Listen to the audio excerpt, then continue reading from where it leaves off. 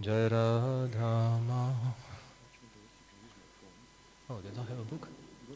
Okay. Mm. Mm. Yeah, I'd like to have a book if you don't mind. Jai Radha Madhava Kunja Bihari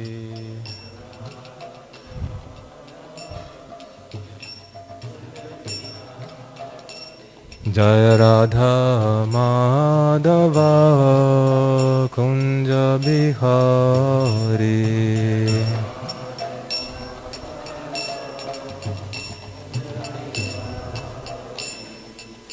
Gopi Janavalabha Girivaradhari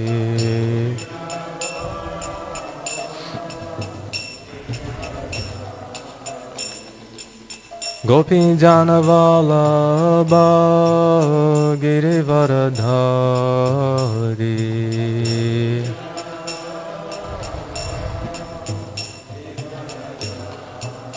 Yashodanandana Braja Janaranjana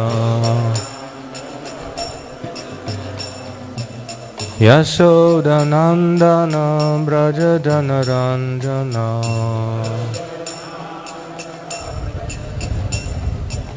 Yamuna Tiravanachari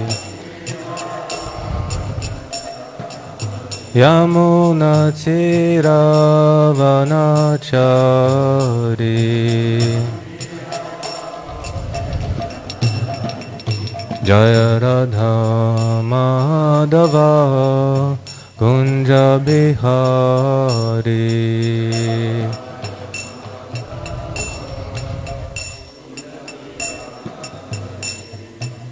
Gopi Janavalabha Girivaradhari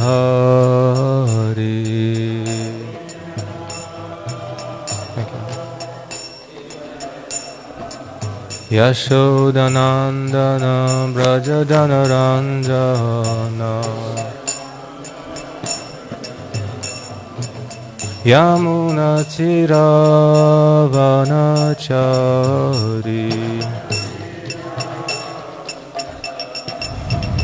Hare Krishna, Krishna Krishna, Hare Hare, Hare Rama, Rama Rama, Hare Hare.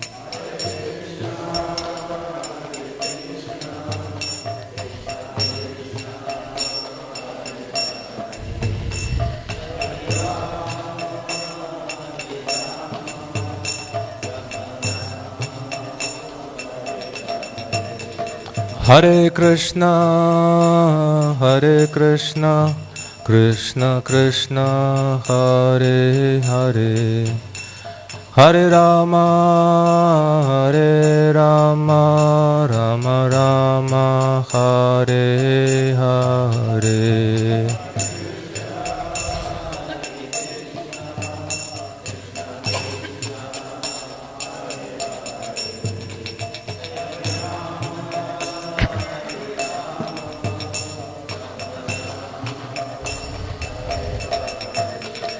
Hare Krishna, Krishna Krishna, Hare Hare, Hare Rama, Rama Rama, Hare Hare.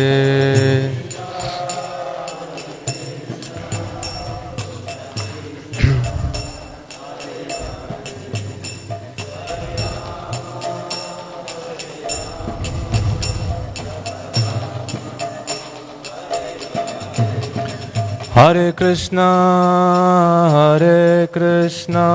Krishna Krishna, Hare Hare, Hare Rama, Rama Rama, Hare Hare.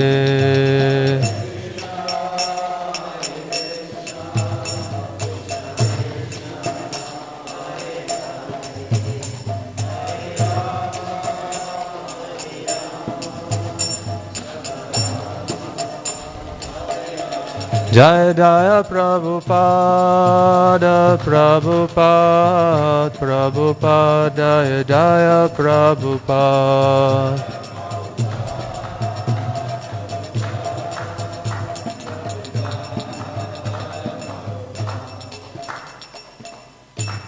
Jai Vishnupad Paramahamsa Parivrajaka Acharya Shtatarashata Shishimati Dandya Goswami Abhaya Charanaravindra Bhaktivedanta Swami Srila Prabhupada Ki Jai. Jai Vishnupad Paramahamsa Parivrajaka Acharya Shtatarashata Shishimati Dandya Goswami Srila Bhakti Siddhanta Saraswati Goswami Maharaja Prabhupada Ki Jai. Ananta Koti Vaishnava Vrinda Ki Jai. Grantaraj Srimad Bhagavatam Ki Jai. Samaveta Bhakta Vrinda Ki Jai. Gaura Premanande. All glories to the assembled devotees, all glories to the assembled devotees, all glories to the assembled devotees, all glories to Shishi Guru and Shri Guranga.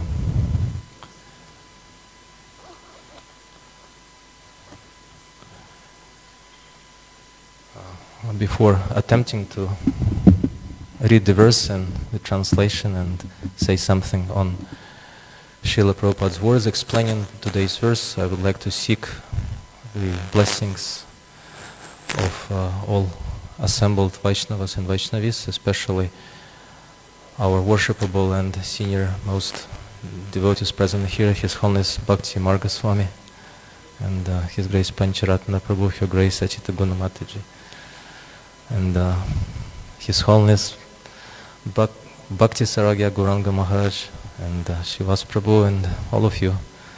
Without the blessings of Vaishnavas, actually Bhagavatam won't be inclined to come out of our mouths. And Srila Vishwanath Chakravarti Thakur, in one of his commentaries, very poetic commentary, sometimes Vishwanath Chakravarti Thakur composes his own verses glorifying the Bhagavatam or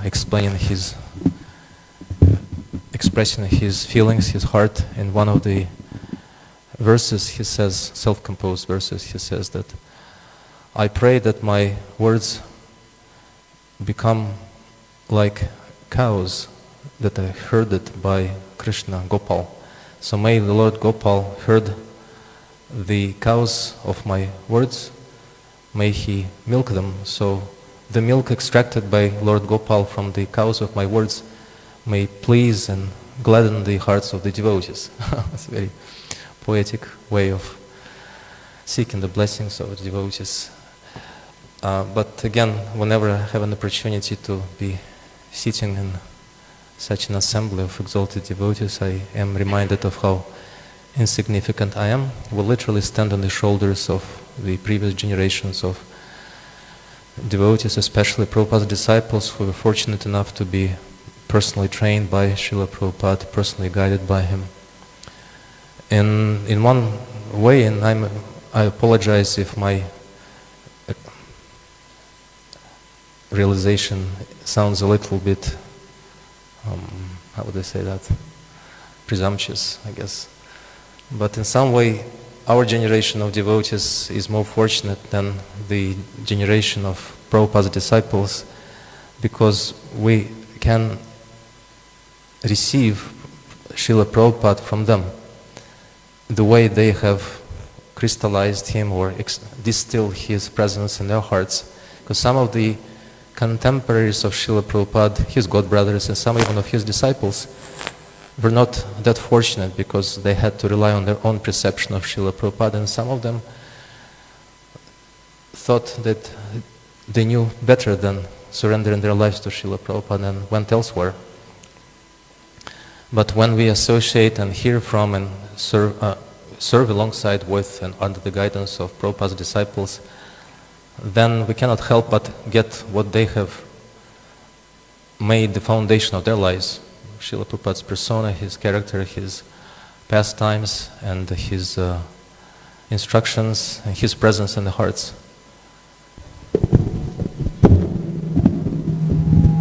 Hare Krishna.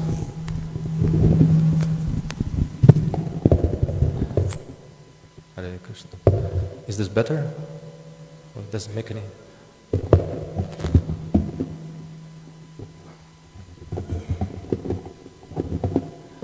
Srila Prabhupada's disciples had to live through the physical departure of Prabhupada from this world, which really I cannot imagine how painful it was.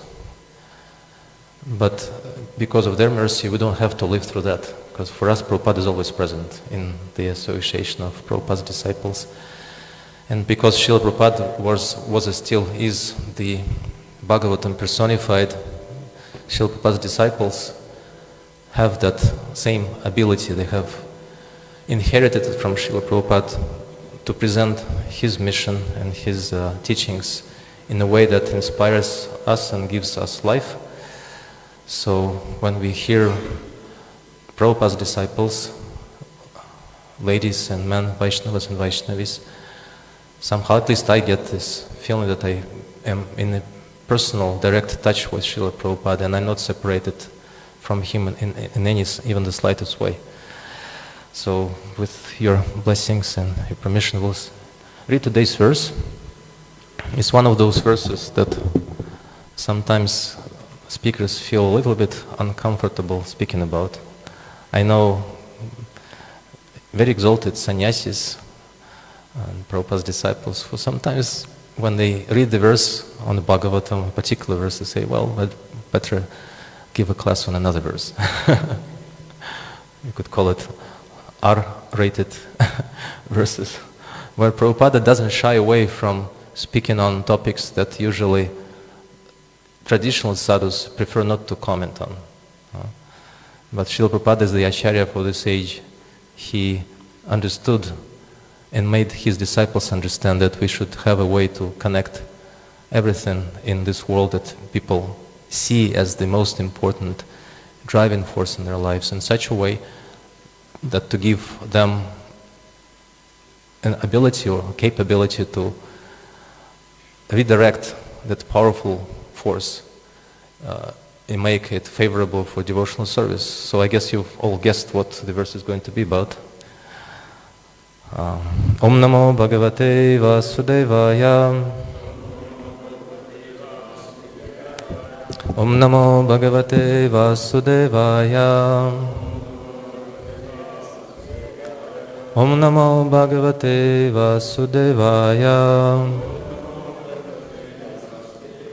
Narayanam namaskritya naram chaiva narottamam devim sarasvatim vyasam tato jayamadhirayet nashta prayesha bhadrasho nityam bhagavata sevaya bhagavati uttama shloke bhaktir bhavati naishtike.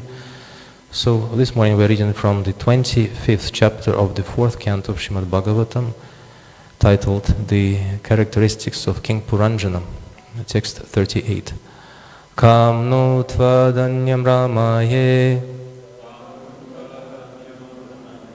Kam no tvadanyam ramaye.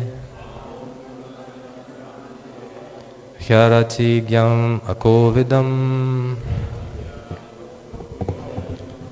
Hyarati gyam akovidam.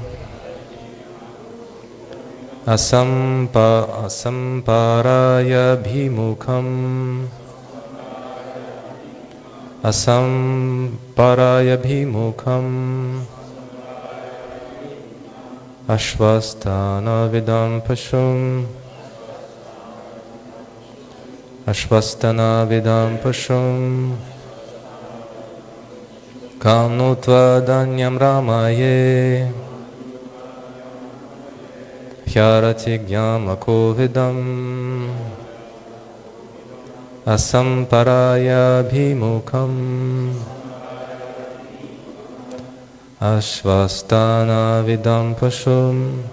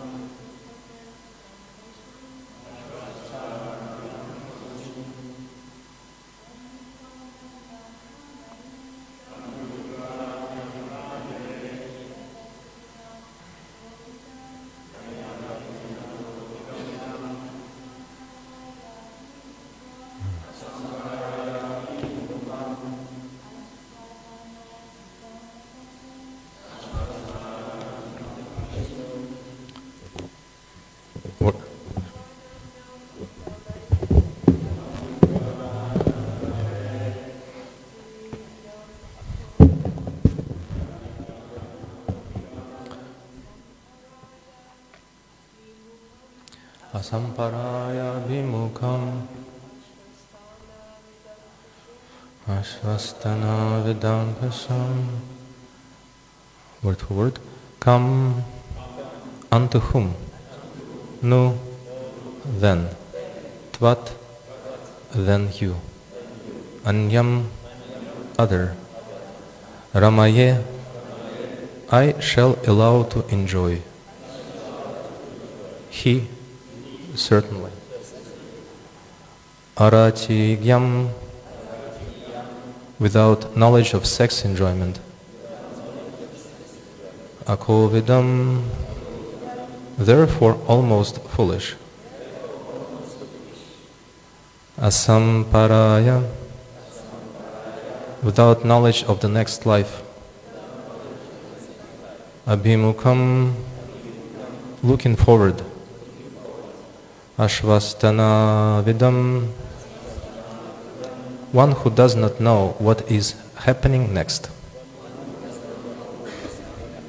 Pashum, like animals. Translation and purport by His Divine Grace A.C. Bhaktivedanta Swami Srila Prabhupada Ki Jai. Translation.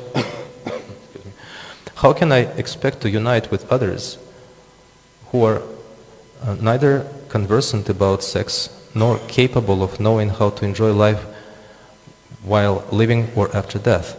Such foolish persons are like animals because they do not know the process of sense enjoyment in this life and after death. Purport. Since there are 8,400,000 species of life, there are also many different living conditions. In the lower grades of life, in plant and tree life, there is no system for sexual intercourse. In the upper grades, in the life of birds and bees, there is sex. But the insects and animals do not know how to actually enjoy sex life. In the human forms of life, however, there is full knowledge of how to enjoy sex. Indeed, there are many so-called philosophers who give directions on how to enjoy sex life. There is even a science called Kama Shastra, which is the science of sex. In human life, there are also such divisions as Brahmacharya, Grihastha, Vanaprastha, and Sannyas. There is no sex life except in a Grihastha or householder ashrama. The Brahmachari is not allowed any sex. A Vanaprastha voluntarily refrains from sex, and the Sannyasi is completely renounced. The Karmis do not practice Brahmacharya, Vanaprastha, or Sannyas life, for they are very much interested in Grihastha life. In other words, a human being is very much materially inclined. Indeed, all living entities are materially inclined. They prefer Grihastha life because there is a concession for sex. The Karmis think the other statuses of life are worse than animal life, for animals also have sex, whereas the Brahmacharis, Vanaprastha, and Sannyasi completely give up sex. The Karmis therefore abhor these orders of spiritual life. Kamnu tvad anyam ramaye hyarati kyam kovidam asamparaya bhimukham ashvastana vidam pashum. How can I expect to unite with others who are neither conversant about sex nor capable of knowing how to enjoy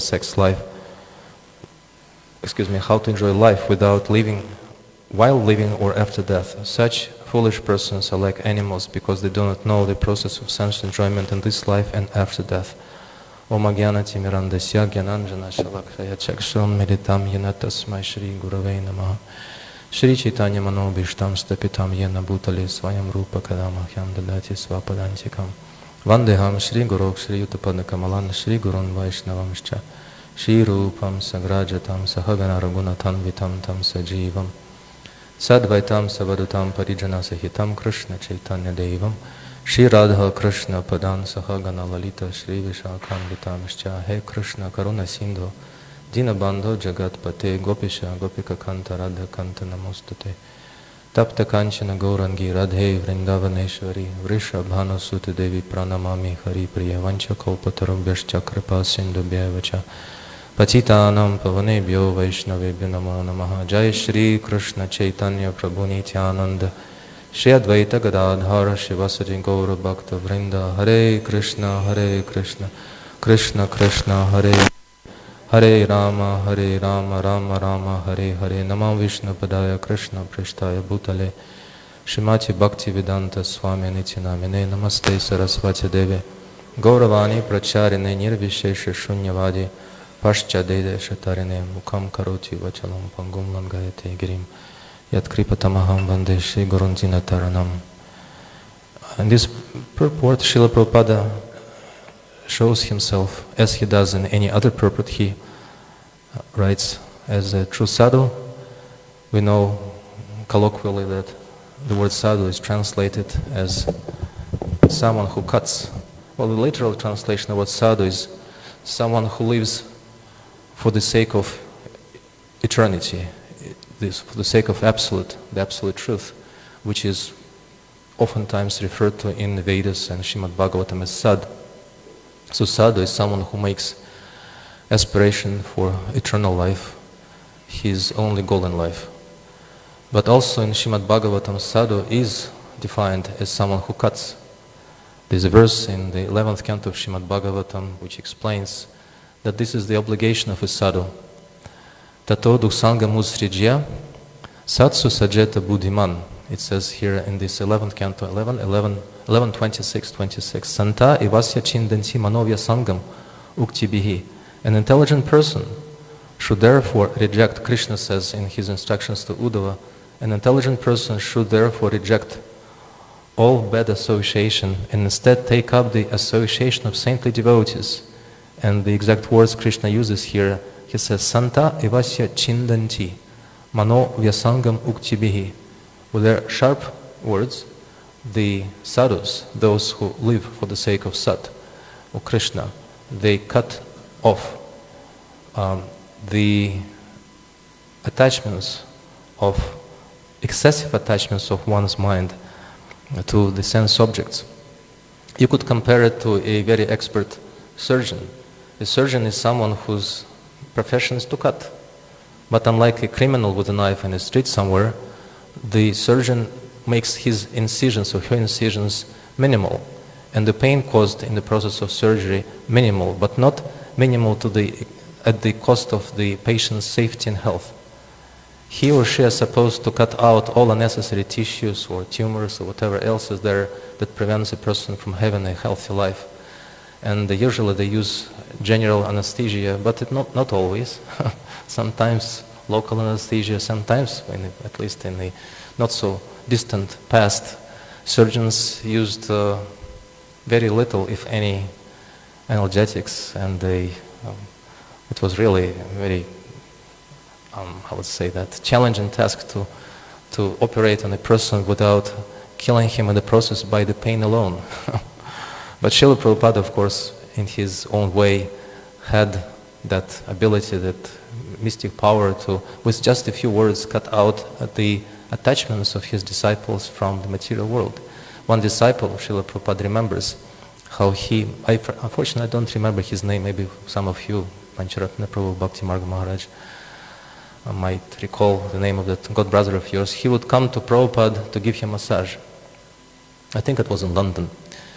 He stayed elsewhere, but regularly he would come to serve Prabhupada by massaging his body. And once he was on a train, and in the train his eyes fell upon an advertisement. And as advertisements usually do, I'm sure they do so in South Africa, as they do so in Russia and other places, they employ sex attraction to promote a certain product. Usually there is a beautiful lady or a handsome man, or both of them, enjoying life with a particular brand of product, be it a refrigerator or a car or something like that, with the idea of to instill in the minds of people that unless you buy that fridge or a car, you won't be sexually attractive to the opposite sex. So his eyes fell upon such an advertisement, and somehow it registered in his mind and evoked lusty feelings. But somehow or other he forgot about it and went on to arrived at Prabhupada's residence and he started massaging him. And Prabhupada was silent. Usually he would chat with his servants, or at least sometimes he would chat with them. But this time he was grave and silent as he was being massaged, and all of a sudden Prabhupada told the servants, "See that scar on my back?" And he said, "Yes, Prabhupada." You know, that scar mark was caused by fire. When I was a small child, I played with matches, a matchbox. And then all of a sudden the matches were set on fire, and they also set on fire my clothes. And before I knew, I was engulfed in fire. And all of a sudden a stranger appeared and he put out the fire and disappeared. Nobody knows who that stranger was. Saved Prabhupada, you could say, saved Prabhupada's life. But the burns on my back formed a scar. So that's the scar. And Prabhupada remained silent. The servant didn't know what to make of it. Okay, it's a very nice dramatic story of Prabhupada's childhood. And then Srila Prabhupada, after a few minutes of silence, said, in the same way, if we play with matches or the fire of lust, before we know, we can be engulfed. And maybe there'll be nobody to save us. There's one devotee, a Prabhupada's disciple, he was a book distributor. And before he became a devotee, let us put it this way, he didn't live as a monk, to put it mildly. He was very prolific in the activities described here by Puranjana Maharaja's would-be consort, which in this allegorical story by Narada Muni represents the materialistic intelligence. Buddhi is feminine. So he was distributing books, and across the road from where he distributed books, he saw ladies of a certain promiscuous profession. And his pockets were full with money from book distribution. And before he knew, his mind, which is very treacherous, it cannot be trusted. In Srimad Bhagavatam, there's a verse in the 5th canto which says, Bratrive minam tadadabra viryam upekshya dhyaditam apramattaha Guror harir charana upasanastra jahiva yadikam swayam atmamoshaha. The verse says that the mind can never be trusted. The mind is compared to an uncultured man who can be befriended, he can be, you could say, brought into the trusted circle of confidence. He could be entrusted with money, but before we know, he betrays the trust and he steals the money, runs away, attacks you with a deadly weapon. And Srila Vishwanath Chakravarti Thakur explains in his commentary, one of those verses in the 5th canto of Srimad Bhagavatam, he says, likewise the mind may pretend to be completely free from lust. He can pretend, put on an image of being completely subordinate, serene and calm and peaceful, and very friendly. And he says, in this way the mind deliberately, of course we're not talking about the mind as an actual separate person, but the mechanics of the mind, the way the mind is constructed, created by Krishna, gives the mind the image of a separate entity with its own desires and plans, its own nature.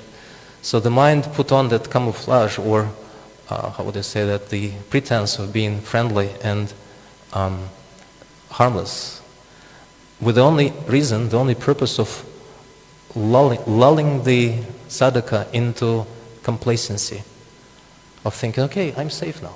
See, I'm free from lust, I'm free from anger, I'm free from all these unwanted impulses, and I can be lax. That's the word that Vishwanath Chakravarti Thakur uses in the commentary. I can be lax in my efforts. There is no danger anymore for me. I'm liberated. Prabhupada says, I think in the 3rd canto of Srimad Bhagavatam, he says, no one should feel or consider himself liberated in the presence of a beautiful lady. Of course, that requires a separate comment of what Prabhupada referred to by lady, because we don't want to create the impression that Prabhupada would put down ladies, singling them out as the sole source of dangers in life. Prabhupada elsewhere explained in a very nice way, he said actually, when the Shastra refers to Sri Sangha as a dangerous association that creates obstacles on the path, and that's the exact words of Prabhupada, I repeat him verbatim, because he cannot say better than him. He says, for the woman for the man, woman is woman. But for the woman, man is woman. And I'll explain. He explained what he meant. He says, every living entity originally is feminine by nature. When we come to this material world, we put on image of different bodies, designed or defined by different genders or sexes, right? But everyone, whichever image, be it a female or a male, they wear, they want to be enjoyers, which is pumsa, which is purusha. So they want to act as in the ontological kind of existential way. They want to act as enjoyers, as males, and then turn other people, whatever gender they have, into the objects of enjoyment, which is stri, or prakriti, or female. And that's why Prabhupada came up with this maxim: for the man, woman is woman; for the woman, man is woman. And Stri Sangha applies equally to both genders. Right? So, cutting back to that mind, and the mind lulls the sadhaka into complacency of thinking, I'm completely free. Nothing is dangerous for me in this world anymore because I don't have any lust left in my mind. So that's what the mind is waiting for. And when the sadhaka becomes complacent, Srila Vaishnava Chakravarti Thakur says, one day, lust comes back, makes a comeback, and defeats the sadhaka and makes him fall down, like that.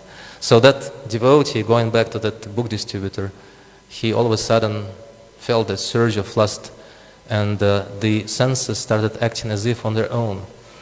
Interesting that we can see parallels of that state of infatuation even in the lives of great devotees, but with the difference that they have the same attraction, the same spontaneous feelings towards Krishna.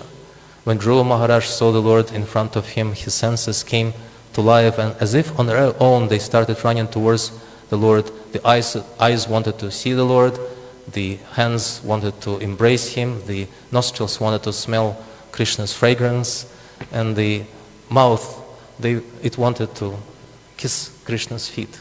Narada Muni also explains that that was his experience when he saw Krishna. But that devotee was not having that kind of attraction to Krishna at that point of time. He saw those ladies, and as if without any voluntary, any deliberate decision on his own, he started crossing the path, crossing the road to get what his mind wanted him to do. And before he knew, a truck came to a screeching halt in front of him. And a friendly face stuck out of the cabin and said, Haribol! It was Jayananda Prabhu. Haribol! Let's go to the temple. Before he was able to cross the road and get to the other side, Jayananda Prabhu came to his rescue. Maybe he didn't even know what happened and how timely his arrival was, right? And the devotee was narrating that story. So Srila Prabhupada warned us of the dangers of sex life, and of course sex life takes on different forms, not just gross sex life. And what the would-be consort of Puranjana, mind personified, the girl, as she's referred to here in this chapter, what she's doing here, she's putting down all other options in Puranjana's plan for life. After all, she represents intelligence, and intelligence is very logical and rational. And the Acharyas and Srila Prabhupada also explained that she uses 5 words to cut out. Interesting again that sadhus cut out our attachment to the material world, but she uses different cutting, incisive words to cut out any possibility, any chance of Puranjana avoiding her company. She says, you're not like animals, right? I'm like, excuse me, you're not like trees and plants, because trees and plants are complete. What does she say? She says, they are arati gyam. They're stupid because they don't have any concept of sex life. Now, animals have a concept of sex life, but they're acovided. They don't know how to romanticize it, how to engage in it as a way of life. For them, it's just a biological function, and they don't really invest so much time as sometimes even Prabhupada explained in his classes, that even such powerful animals who might be considered to be like a role model for some people in their romantic pursuits. I think there's even a medication for sex named after one of such animals, Viagra. Right? Viagra means tiger in Sanskrit. Yeah.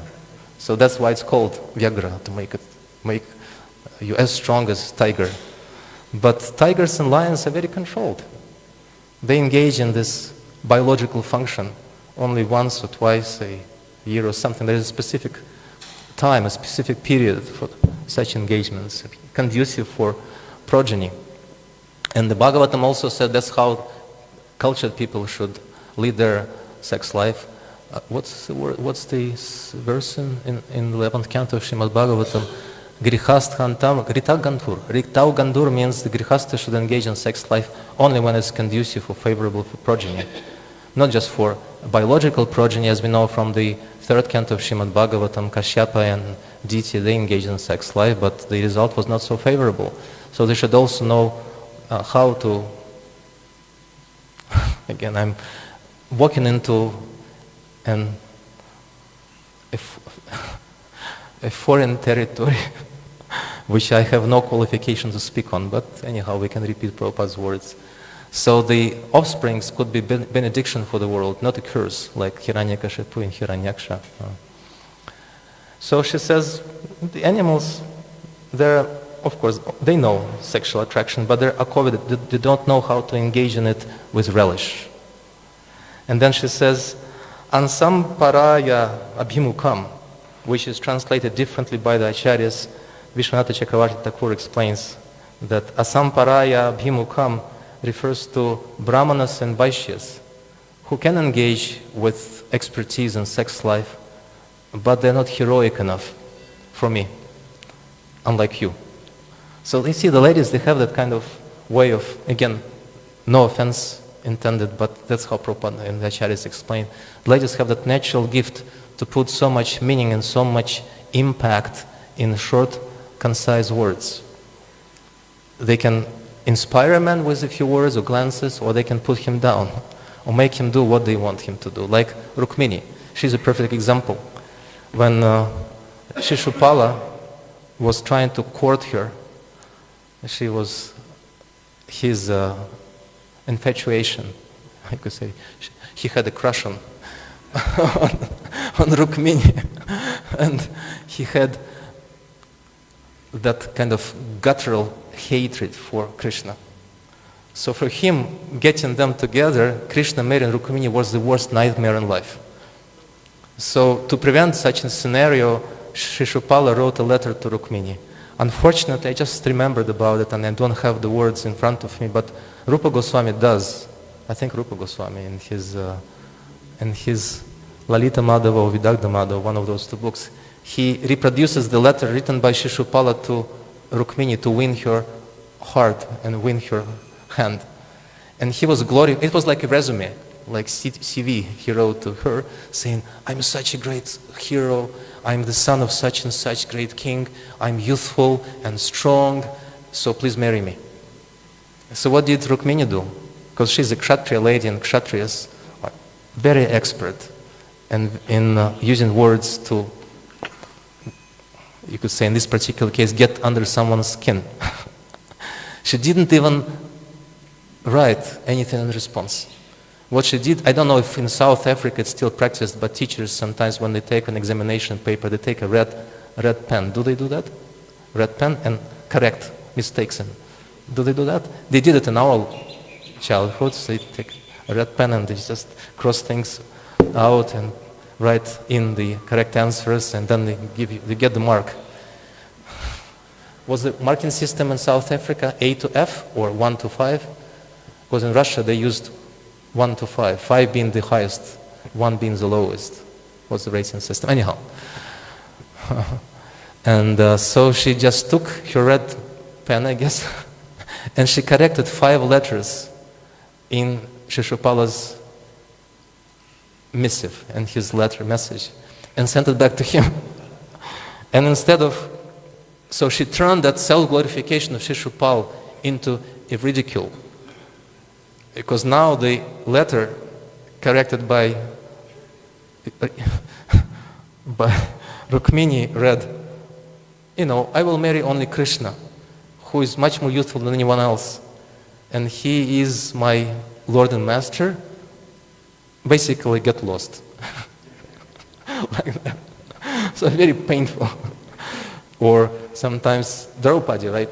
The way the Kurukshetra war started was with her laughter. When Duryodhana stumbled into that pond strategically placed by Krishna in Brahmasthana when that, what is Sudharma, right? Palace was being built. The palace of the Pandavas, I forget the name of it. But Krishna, when he oversaw the construction, he told Yudhishthira Maharaj, here is a Brahmasthana, it's a special, very auspicious place, and nothing should be there placed in that Brahmasthana, according to Vastu. Because it's very inauspicious to have anything, it should be completely empty and free. Brahmasthana, in the center of the...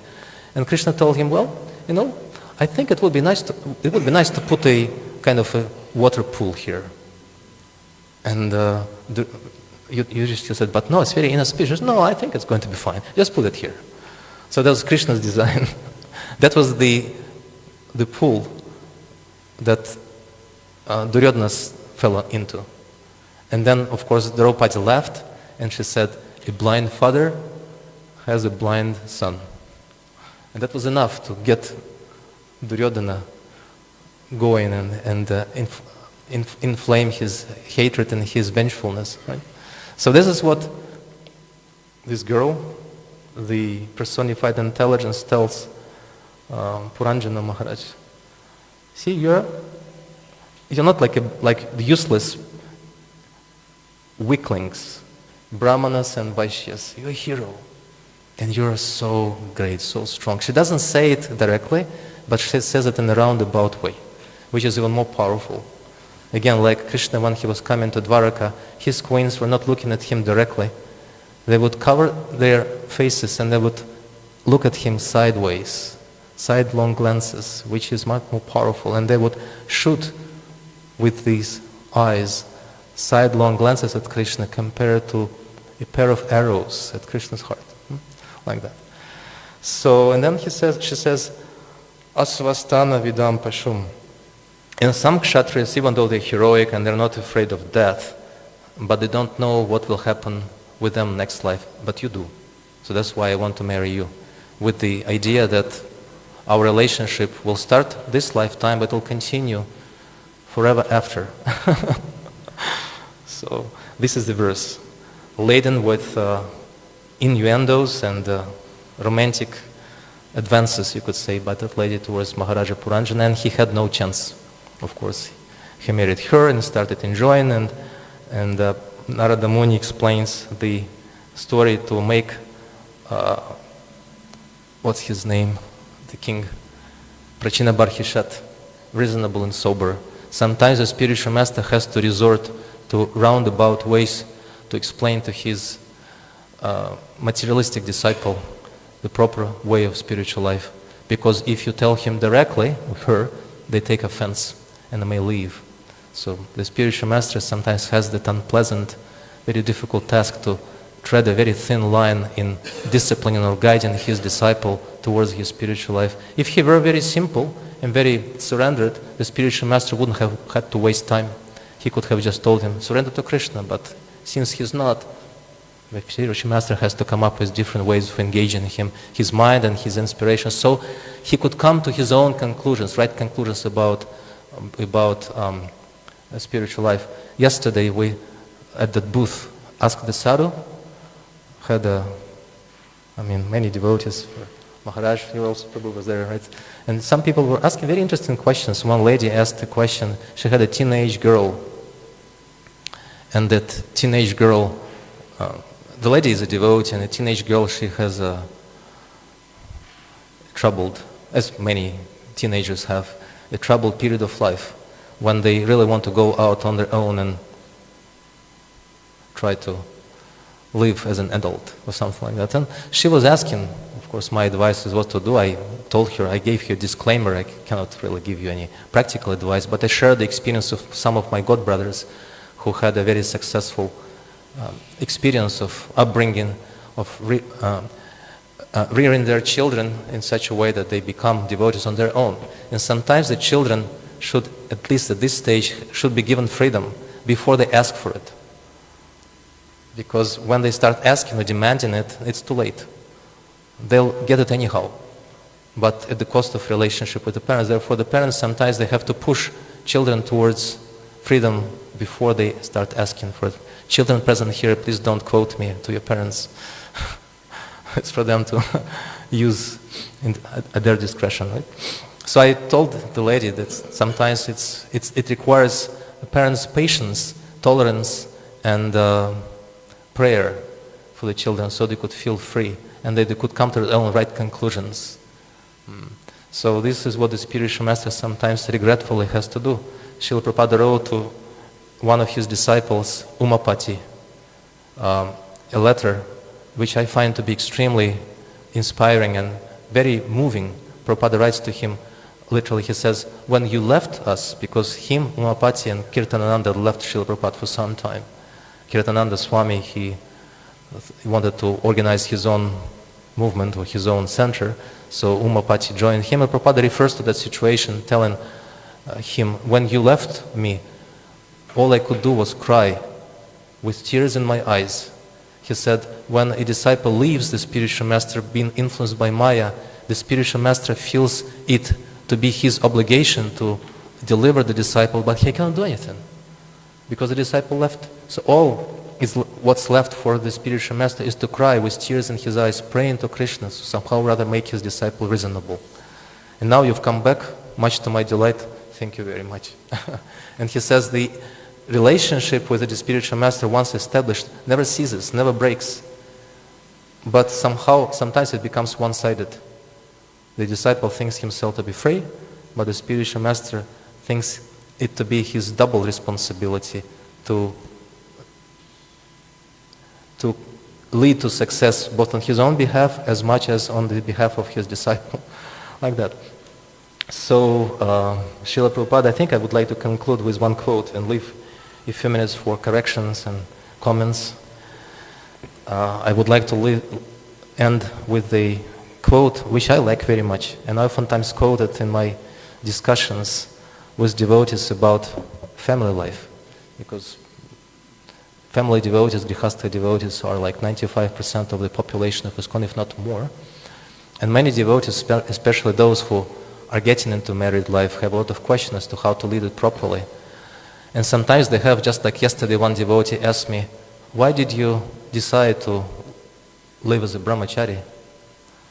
And he asked me very sincerely, but I think there was a you could say, flavor of compassion on me in his question, a little bit. At least that's how I read it. And I honestly told him that I really like the freedom of association, because it gives me an opportunity to be friends with so many devotees. Not that the grihastha devotees are deprived of that opportunity, but somehow in brahmacharya life, that's the reward I get. Having maintaining friendship with peers and service to my seniors and being able to try and help in spiritual life to those who consider themselves to be junior to me, like that. So Srila Prabhupada writes to a very famous married couple, Vaikunthanatha and Sharadiya. And Sharadiya Mataji, she was very young when she joined the movement. She was what, about 16? Sharadiya maybe younger than that. And Prabhupada refers to her in one of his conversations in Vrindavan with his friends, Vrindavana friends, the local residents. He points at Sharadiya, apparently, because you cannot see it, but you can hear it. He points at her and says, look at that girl, see that girl? She is Sharadiya. And she came to me and she said, she's very young, she's like 18 or something. She came to me and she said, Prabhupada, I want to marry. I want to get married. And I want to marry him. And she pointed out at Vaikunthanath. And Prabhupada laughed and said, well, I had no choice. I had to go to Vaikunthanath and tell him, well, Vaikuntha, looks like you have to marry her. She's very determined. So they got married, and then they went to Guyana, which is a faraway country in Latin America. Is it in Latin America somewhere? Guyana, a very remote place. And they started preaching there. Vaikuntha didn't have a second initiation, and Sharadiya did. And Prabhupada wrote in one letter to Sharadiya saying, in Vaikuntha, he wrote, well, Sharadiya, Vaikuntha has to get second initiated, but there is no one there to give him the mantra. You give him the mantra. You give him the Gayatri mantras, and you perform the fire sacrifice for him, for your husband, to make him second initiated. It's recorded, it's a document, it's Prabhupada's letter. So in this particular verse that the quote from his letter I want to read is very inspiring, which puts everything, whatever we have just read in his purport about sex life and grihastha life, in the right perspective. He says, writing to both of them, simply use this marital life for spreading the glories of Lord Krishna. Interesting, this letter was written 55 years ago exactly, in April 1971, 55 years ago. Simply use this marital life for spreading the glories of Lord Krishna, and in this very lifetime you will be promoted to associate with Krishna in Goloka Vrindavan. That's the power of bhakti. Whereas karmis think that sex life is all in all, and Prabhupada explains how they abhor the orders of life in brahmachari, vanaprastha, and the sannyas. And jnanis, they fear any slight indication of sex life. That's why for jnanis, impersonalists, being a married person and being an accomplished transcendentalists are incompatible situations. But bhakti is so powerful, it can actually harness material life, marital life, and even sex life in a way favorable for devotional service. So Prabhupada writes here, simply use this marital life for spreading the glories of Lord Krishna, and this very lifetime you'll be promoted to associate with Krishna in Goloka Vrindavana. And then Prabhupada explains how to do that. He says, so please stay on the purity platform. Chant 16 rounds daily and without fail. Follow all the regulative principles and read all our books, and your life is sure to be successful. That's the surest, fail-proof formula of success in spiritual life, Prabhupada says. Unless one is sufficiently empowered, he continues, one cannot preach Krishna consciousness. And if he stopped there, it would have been a very difficult kind of tall order. But then he continues, so the fact that you are preaching so nicely is proof that you are already benedicted by Krishna. So preach Krishna consciousness and be happy. Srila Prabhupada Vaikuntha Sharadiya, the 4th of April, 1971. Thank you very much. I think I'll have to stop here, and we have no time for questions or comments, even though I did try to leave time for questions, or at least comments and corrections. Ravindra Swaruprabhu, would it be permissible to go over time by a few minutes, ask Bhakti Marg Maharaj and Pancharatna Prabhu, Mataji Atita Guna, if they have any comments, if only to correct me with that red pen.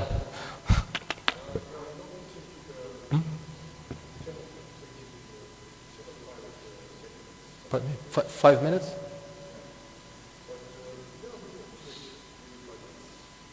Okay, thank you. Well, I don't know if they have any comments. Maybe it's incorrigible. Please, Maharaj, did you have your hand up? Sorry. Or Pancharatna Prabhu, sorry, I did notice. Well done. Thank you very much.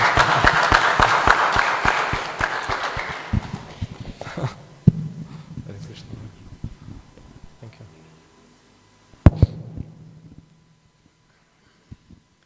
The Prabhupada in this purport says something that I've always, that's different from what is said in other places. In some places, sex life is discussed as, well, what's the difference between the animals and the men? It's like, there's that food from a silver plate or food from a copper plate, it's still food. Mm-hmm. But here, this verse seems to give a different perspective. And not only in human life compared to animals, but then we also hear that there's heavenly life. And that the impetus for karmis is that if I can reach the heavenly planets, then my kama reaches even greater heights. So there's just one interesting topic. But relative to your study of the topic,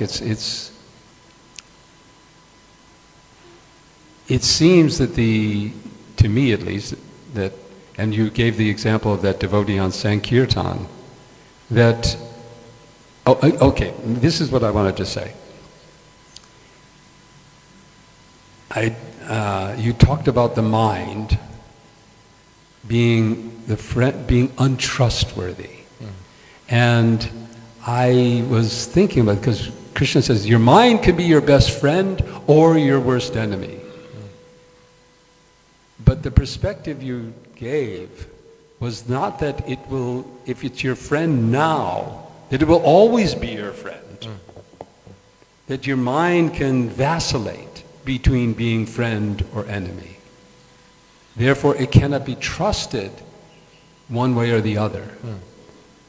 That, I felt, was a very interesting point to reflect on. Because, and then lastly, maybe a question also from your study, is there any point in the sadhaka's life where the mind really becomes so purified that the attractions of this world disappear? Thank you, Pancharatna Prabhu. Theoretically, yes. And practically, as they say, in theory there is no difference between theory and practice, but in practice there is difference between theory and practice. So in practical terms, remains... Let me clarify my question, because the real question is it necessary for the jiva to reach a stage in order to be qualified to enter into pure bhakti, that the mind is no longer attracted?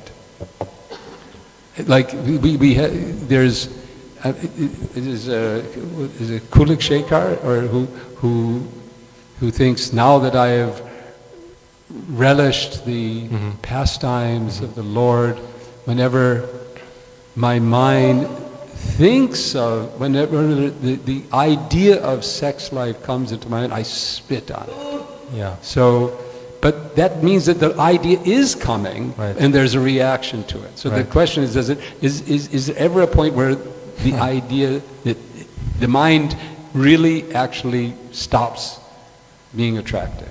Yeah. Interesting that you remember that. I heard from a Prabhupada's disciple that as a brahmachari he tried to practice that, spit, every time the mind thinks about sex, and he ran out of saliva. Or soon, very quickly. Right. I'd like to, thank you very much, Pancharatna Prabhu, for your comment and deep question. From the traditional, you could say, orthodox point of view, yes, it is required to be completely pure. Not to pure, the mind, it cannot be purified. Like the charcoal cannot be purified by water and brush. It will remain black, no matter how much we rub it. But if the same charcoal is pressurized and heated to a few thousand degrees, then it turns into diamond, which is naturally pure and cannot be contaminated by anything, because jewels and gold and silver cannot be contaminated. It can be just cleaned, washed, and used again, even for the deities, even from the most unclean place. So that's the state of, you could say, the same mind, the same carbon can be transformed into something completely different. And the transformation, I started quoting a verse from the 5th canto of Srimad Bhagavatam, which says, Bratriva menam tadada praviryam upekshaya diditam apramattaha. The mind is mindless. It's mad mind and cannot be trusted. The only thing we can do with it is consistently and deliberately ignore it. But then the verse continues. with something very inspiring. It says, Guror Haresh Charana Upasana Astra Jahiv Yalikam Swayam Atmo Moshaha. You can defeat the mind or discipline it, chasten it by the weapon, like the tamers of wild animals. They have whips, and they tame tigers and lions with whips. They beat the tiger and the lion, and then they feed it for some time, and then beat again. And this way the tiger comes to accept that my pain and my pleasure are in the hands of this little human with a whip. So it says, Guror Haresh Charana Upasana Astra Jahi. You can conquer that unconquerable mind with the weapon. Astra means a weapon of worship. Guror Haresh Charana Upasana, of the lotus feet of Guru and Krishna. Guror Haresh Charana, Charana means feet. Guru Hare Charana Upasana Astra, with the weapon of worship in the feet of the Lord and his pure devotee, the spiritual master, one can conquer the mind enough to qualify, to get a passing mark and go to the spiritual world. And on this point I would like to read very short excerpt from Prabhupada's letter to Krishna Das. He writes to Krishna Das on the 9th of September 72. You mentioned yet your pathway has become filled with stumbling blocks. But there are no stumbling blocks. Prabhupada says, I can kick out all those stumbling blocks immediately, provided you accept my guidance. With one stroke of my kick, I can kick out all stumbling blocks. Prabhupada writes. And then he also writes in his letter to Hayagriva, regarding your enemy, Mr. Lust, I have noticed the difficulties, but we should always remember that Krishna is stronger than any demon. And Mr. Lust, or his father, or his grandfather, nobody can do anything provided we can take shelter of Krishna very tightly. And he continues. I won't quote the entire letter, but that's the secret. From what I understand, the secret of success. I hope this is the correct answer. Thank you very much. I think we should stop here. Thank you very much. Srila Prabhupada ki jai, Grantaraj Srimad Bhagavatam ki jai, Gaura Premanande.